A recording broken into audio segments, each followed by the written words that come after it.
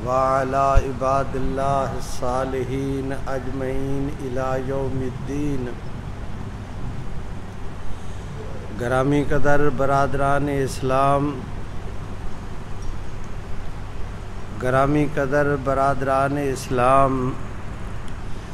خیر القرون کے زمانہ سے لے کر آج تک آپ ہم سب مسلمان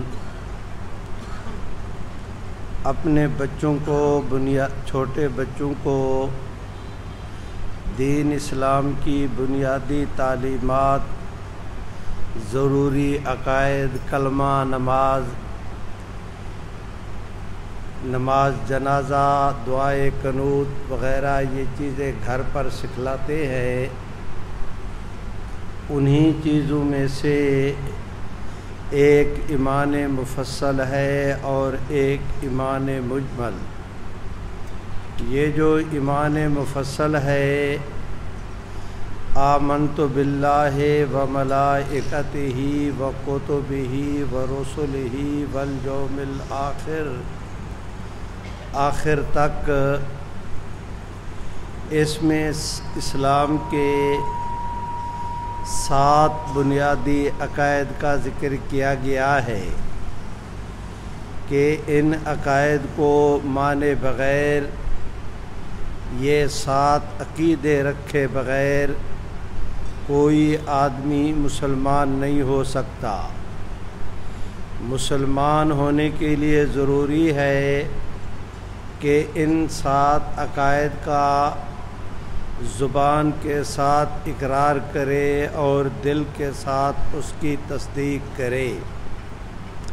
اب میں وہ 7 عقیدے بغیر کسی ترتیب کے آپ کے سامنے عرض کر دیتا ہوں۔ مسلمان ہونے کے لیے ضروری ہے کہ وہ اللہ رب العزت کی ذات پر ایمان لائے۔ مسلمان ہونے کے لیے ضروری ہے کہ وہ تمام فرشتوں پر ایمان لائے، تمام آسمانی کتابوں پر ایمان لائے، تمام فرشتوں پر ایمان لائے۔ میرے بھائیوں، مسلمان ہونے کے لیے ضروری ہے کہ وہ تقدیر پر ایمان لائے۔ مسلمان ہونے کے لیے ضروری ہے کہ وہ مرنے کے بعد جی اٹھنے پر ایمان لائے، اور مسلمان ہونے کے لیے ضروری ہے کہ وہ کل قیامت کے دن پر ایمان لائے۔ یہ اسلام کے 7 وہ بنیادی عقائد ہیں کہ جن کو مانے بغیر آدمی مسلمان نہیں ہو سکتا۔ میرے واجب الاحترام بھائیوں، ان میں سب سے پہلی چیز ہے ایمان باللہ، کہ اللہ رب کے ایمان آمنت باللہ کی ایمان لایا میں ساتھ اللہ کے۔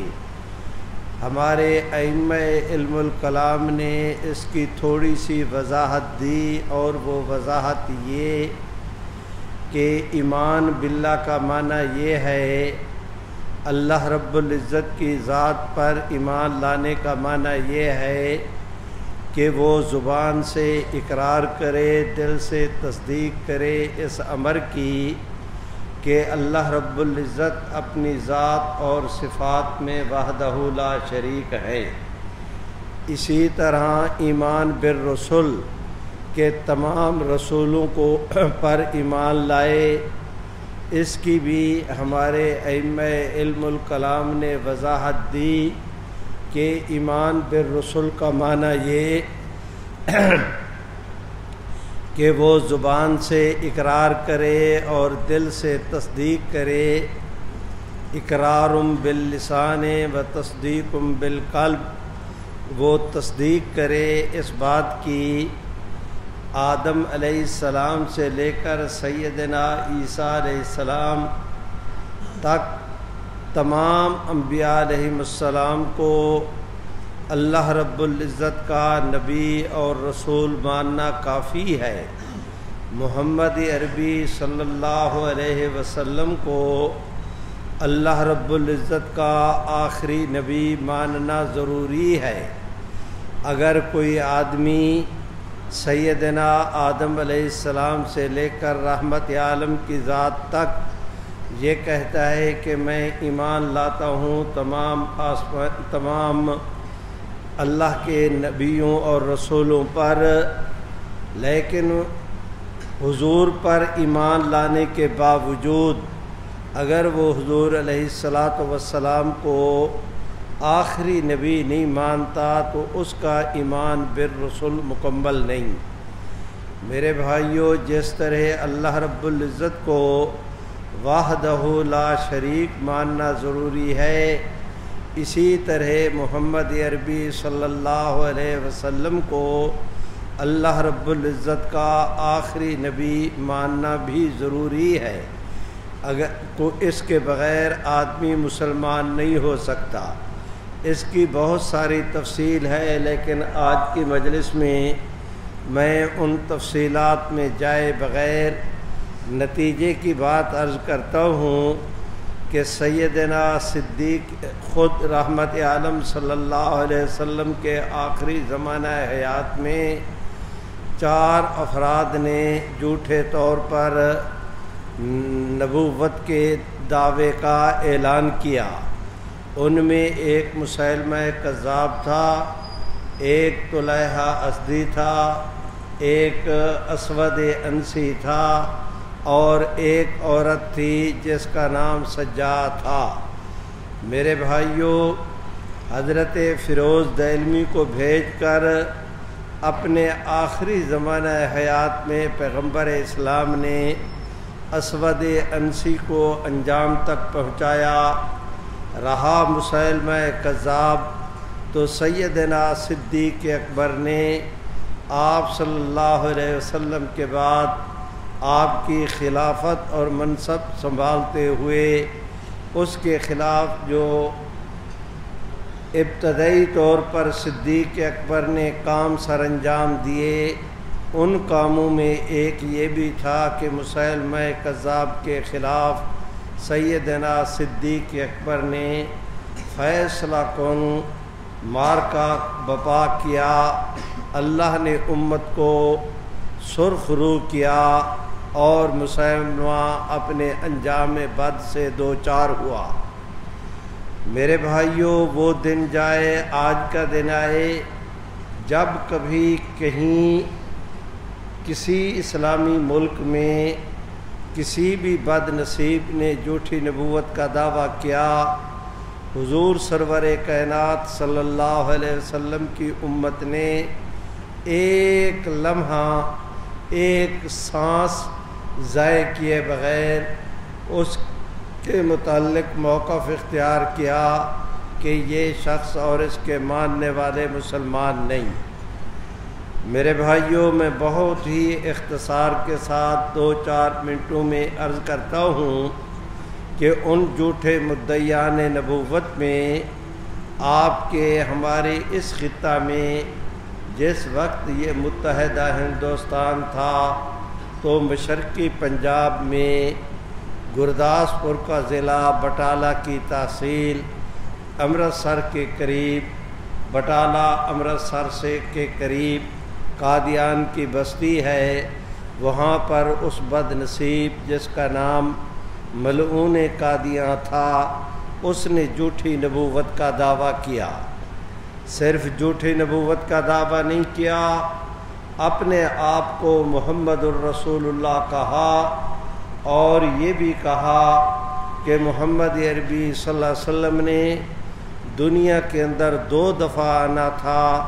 پہلی دفعہ محمد الرسول اللہ مکہ مکرمہ میں آئے معاذ اللہ، اور دوسری دفعہ وہ قادیان میں غلام احمد کی شکل میں وہی محمد الرسول اللہ دوبارہ آئے۔ اور یہ جو دوبارہ قادیان کے اندر آیا ہے، یہ پہلے محمد سے شان کے اندر بڑھا ہوا ہے، اور پتہ نہیں اس نے کیا کیا جگر پاش جھوٹے اور دجل پر مبنی اعلانات کیے اور اپنے غلیظ عقائد کا پرچار کیا۔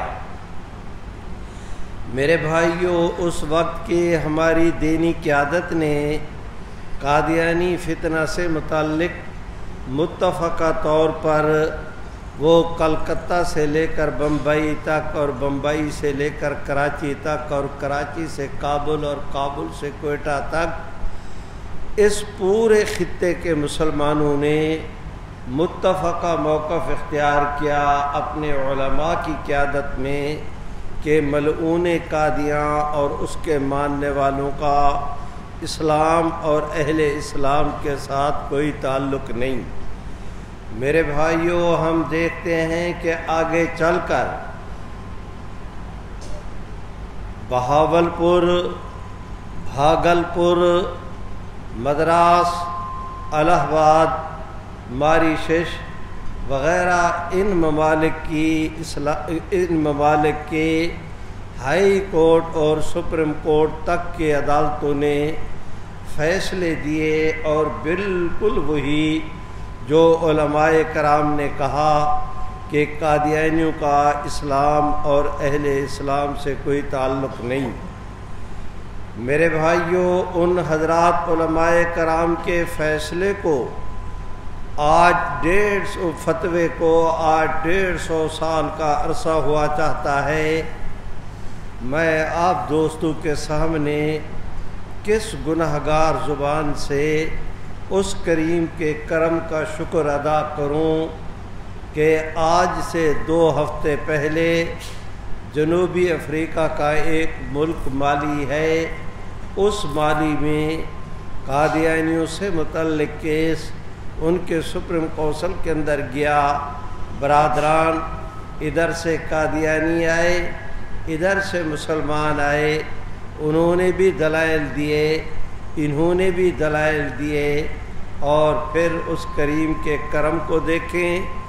قادیانی بڑے کر و فر کے ساتھ انہیں اپنی طاقت پہ ناز تھا، مسلمانوں کو محمد عربی کی غلامی پہ ناز تھا۔ کئی مہینے تک کیس چلتا رہا۔ اللہ کے کرم کو دیکھیں کہ آج سے 2 ہفتے پہلے وہاں کے سپریم کورٹ نے فیصلہ دیا کہ ملعون قادیاں اور اس کے ماننے والے مسلمان نہیں۔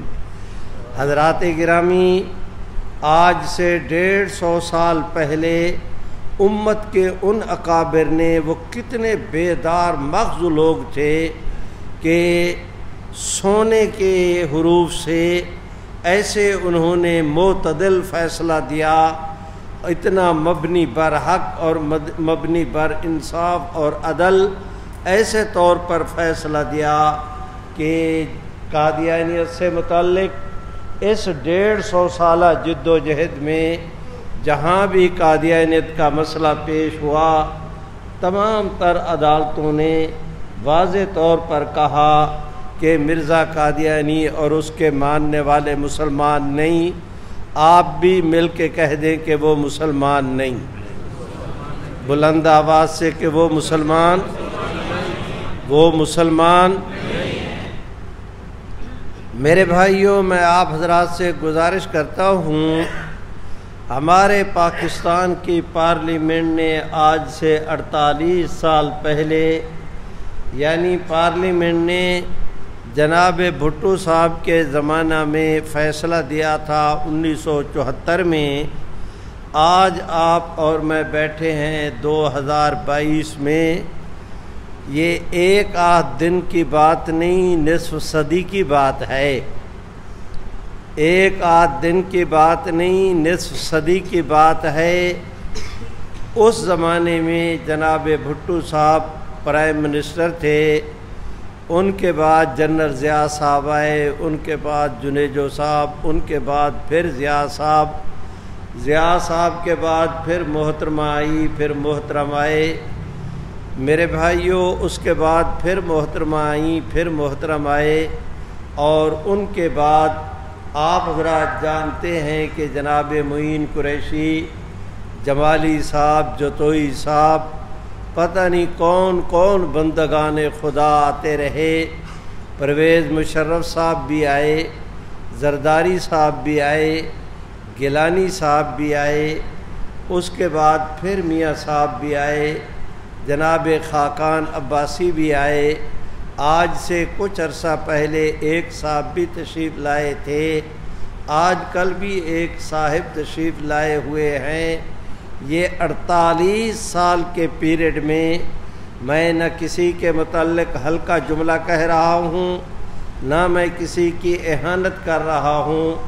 میں واقعہ کے نتیجے کے طور پہ ایک بات کی طرف آپ دوستوں کی توجہ مبذول کرانا چاہتا ہوں کہ اس 48 سال یعنی نصف صدی کی تاریخ میں پاکستان کے جتنے حکمران آئے، جن کا میں نے نام لیا اور جن کا نہیں لے سکا، ان تمام تر حکمرانوں کو قادیانیوں نے باہر کے کافر ملکوں سے ان حکمرانوں پر زور ڈلوایا کہ کسی طرح رحمت عالم کی ختم نبوت کے حوالے سے آئین کے اندر جو قانون منظور ہوا ہے یا تو سرے سے اسے ختم کر دیا جائے یا یہ کہ اسے غیر ترمیم کے ذریعے اسے غیر مؤثر کر دیا جائے. میرے بھائیوں، یہ ایک دن کی بات نہیں، نصف صدی کی بات ہے، کسی ایک کافر ملک کی بات نہیں. روئے زمین کے کافروں نے مل کر کوشش کی 50 سال تک، اور ایڑی سے لے کر چوٹی تک، پاؤں کے تلووں سے لے کر سر کے بالوں تک پورا کفر نے زور صرف کیا کہ یہ قانون ختم ہو جائے.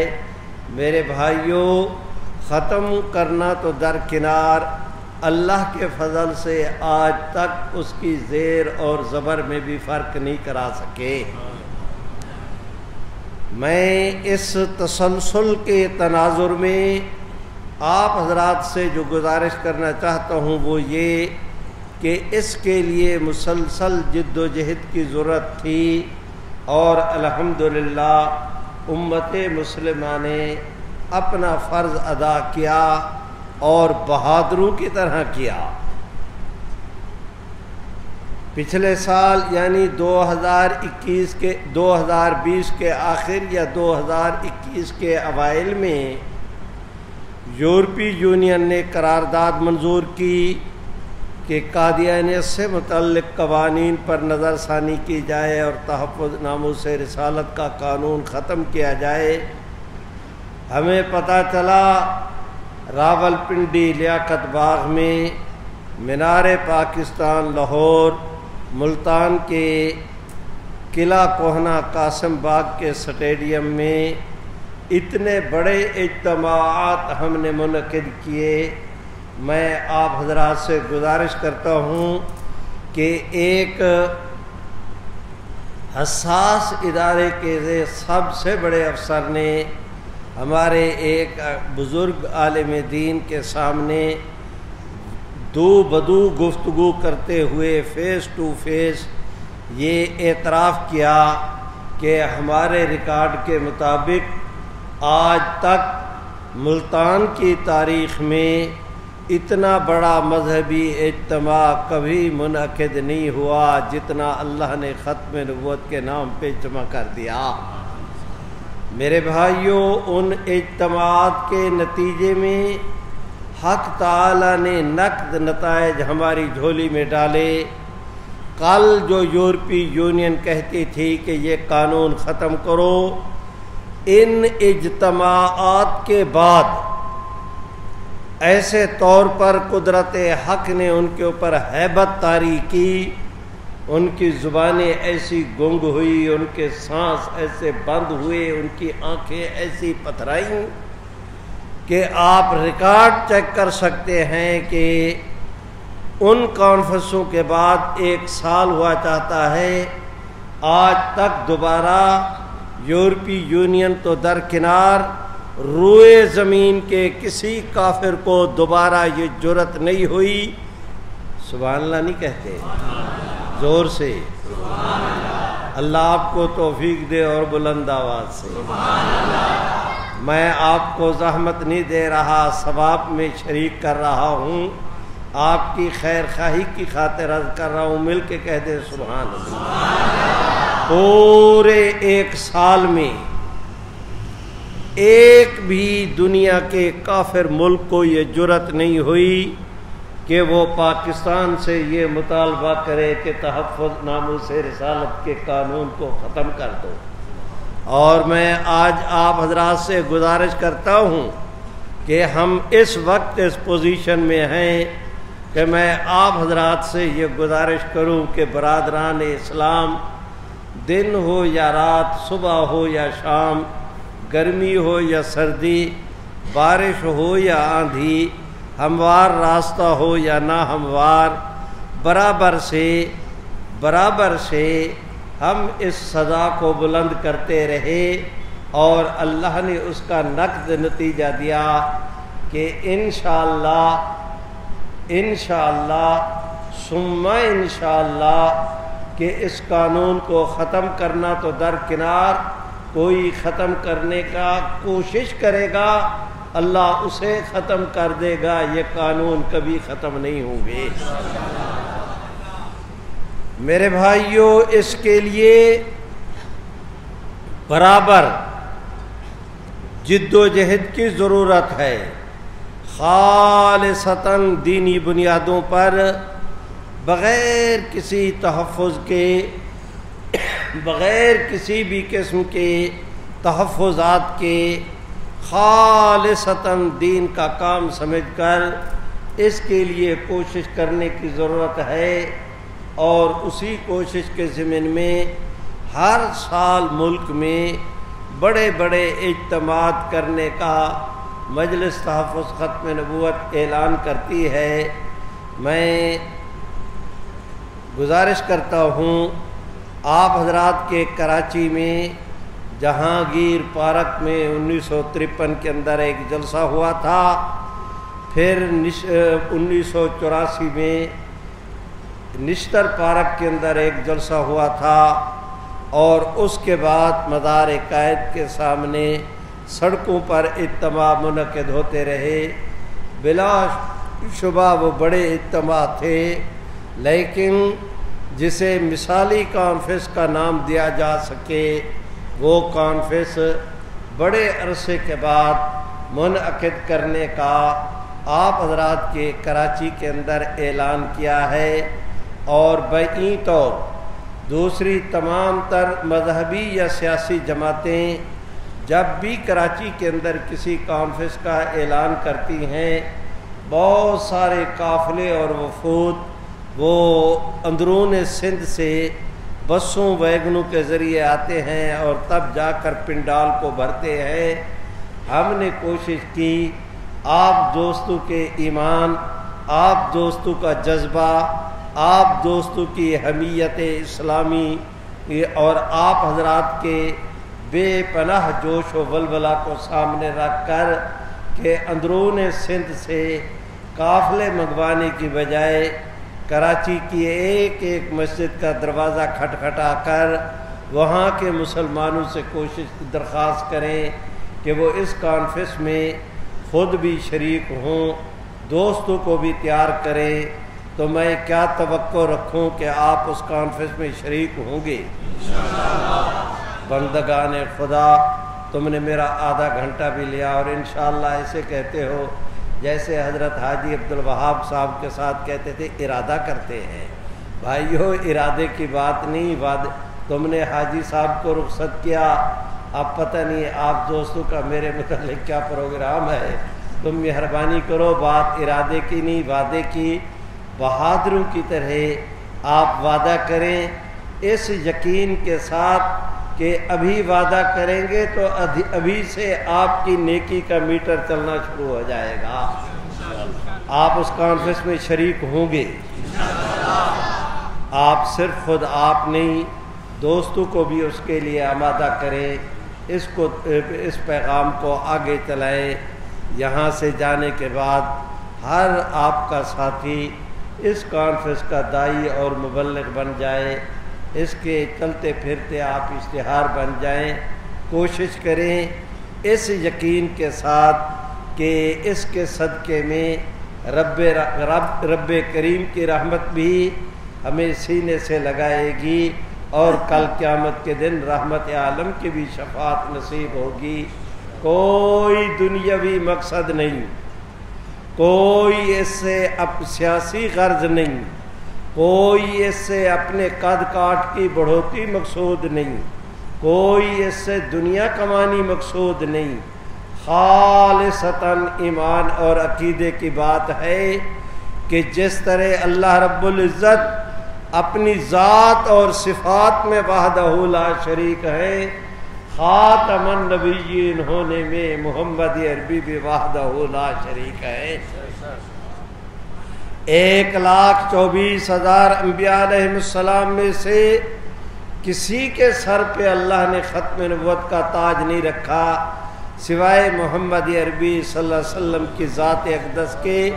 جس طرح توحید کے عقیدے کا تعلق بھائیوں کبھی نہ بھولیں، جس طرح توحید کے عقیدے کا تعلق میرے رب کی ذات کے ساتھ ہے، اسی طرح ختم نبوت کا تعلق محمد عربی کی ذات اقدس کے ساتھ ہے۔ بن جاؤ دیوانے نام محمد کے، دنیا بھی تمہاری آخرت بھی تمہاری۔ تو 1 ستمبر کو انشاءاللہ العزیز یعنی آنے والی جمعرات، اب 4-5 دن رہ گئے، تو آنے والی جمعرات کو انشاءاللہ شام کو عصر کے بعد وہاں جناب قائد اعظم کے مزار کے بالکل سامنے کا جو گراؤنڈ ہے جسے باغ جناح کے نام پر یاد کرتے ہیں، جہاں تمام سیاسی مذہبی جماعتوں کے اجتماعات منعقد ہوتے ہیں، یہ ختم نبوت کے حوالے سے اجتماع منعقد ہو رہا ہے۔ میں آپ حضرات سے توقع رکھتا ہوں کہ 1 ستمبر کی شام کو پورے کراچی کے گلی کوچے محلے چوک بازار شہر کی سڑکوں کا ہر ایک کا رخ ایسے طور پر اس باغ کی طرف ہونا چاہیے کہ چلتا پھرتا پورا کراچی کا کارواں نظر آئے، اور اس دن محنت کے حوالے سے ختم نبوت کے موسم بہار کا کراچی کے ماحول پر اثر نظر آئے۔ انشاءاللہ اس کے لیے کوشش کریں گے، ایک دفعہ پھر کہہ دو کریں گے۔ اللہم صلی علی سیدنا و مولانا محمد و علی آل سیدنا و مولانا محمد و بارک وسلم۔ یا اللہ ہم سب کے صغیرہ کبیرہ گناہوں کو معاف فرما، ہم سب کی مشکلات کو آسان فرما، پریشانیوں کو دور فرما۔ جتنے ساتھی بیٹھے اللہ ان کے آنے کو قبول فرما، اللہ ان مساجد مدارس کی پاکستان کی قیامت تک حفاظت فرما، حرمین شریفین کی حفاظت فرما۔ اللہ اس فتنے کے زمانے میں ہم سب کے مال جان ایمان کی حفاظت فرما۔ اللہ سیلاب اور بارشوں کی وجہ سے جو صورتحال پیدا ہوئی ہے، جو مسلمان بے حال ہے، بے گھر ہو گئے، اللہ ان کی حالت پہ ترس فرما، اللہ ان کی حالت پہ رحم فرما۔ ہم تمام کو ان کے ساتھ تعاون کرنے کی توفیق عطا فرما۔ اللہ اپنے فضل سے ہم مسکینوں کی ان ٹوٹی پھوٹی دعاؤں کو اپنی بارگاہ میں قبول فرما۔ وصلی اللہ تعالی علی خیر خلقہ محمد و آلہ و صحابہ اجمعین برحمتک یا ارحم الراحمین۔